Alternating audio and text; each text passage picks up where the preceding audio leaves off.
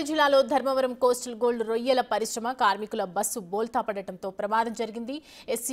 Yes Rayavaram మండలంలోని చినగముల్లూరు వద్ద చోటు చేసుకున్న ప్రమాదంలో 20 మంది మహిళలకు తీవ్ర గాయాలయ్యాయి.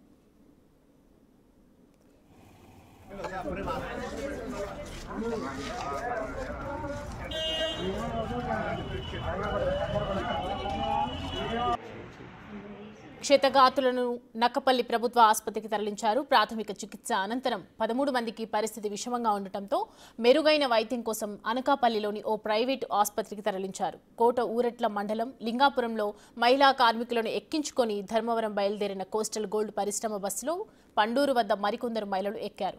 చినగుమ్మలూరు వద్దకు వచ్చేసరికి బస్సు అద్దం పొగ మంచుతో నిండిపోవడంతో పాటు స్టీరింగ్ తిరగకపోవడంతో ఈ ప్రమాదం జరిగినట్లు తెలుస్తోంది.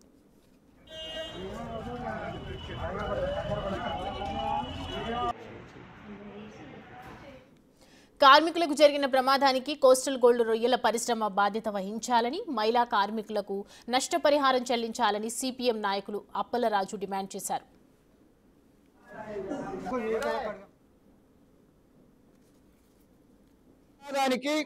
పూర్తి బాధ్యత coastal corporation sea foods private company limited మాత్రమే బాధ్యత వహించాలి. వీళ్ళందరూ కూడా పట్టుకూటు కోసం రోజుగా ఇక్కడికి వచ్చి డ్యూటీ చేసుకున్నటువంటి మహిళా కార్మికులు ఈ రోజు ఈ రకంగా జరగడం వల్ల వాళ్ళు డ్యూటీ కోల్పోయి గాయాలు పాలయ్యి ఇవాళ కుటుంబాన్ని ఎలా పోషించుకోవాలో అర్థం కానటువంటి పరిస్థితిలో ఉన్నారు. వీరికి మెరుగైనటువంటి వైద్యం అందించి వారు పూర్తిగా కోలుకునే వరకు కంపెనీ యాజమాన్యం బాధ్యత వహించాలి. ఎన్ని రోజులైతే వైద్యం పొందుతారో, ఎన్ని రోజులైతే రెస్ట్ తీసుకుంటారో అన్ని రోజులకి తగ్గట్టుగా కంపెనీ యాజమాన్యమే వాళ్ళకి జీతాలు చెల్లించాలని చెప్పేసి మేము సిఐటిగా కోరుతా ఉన్నాం. అదేవిధంగా ఇటువంటి ప్రమాదాలు జరగకుండా కావాల్సినటువంటి భద్రతా ప్రమాణాలు కంపెనీ యాజమాన్యం తీసుకోవాలి.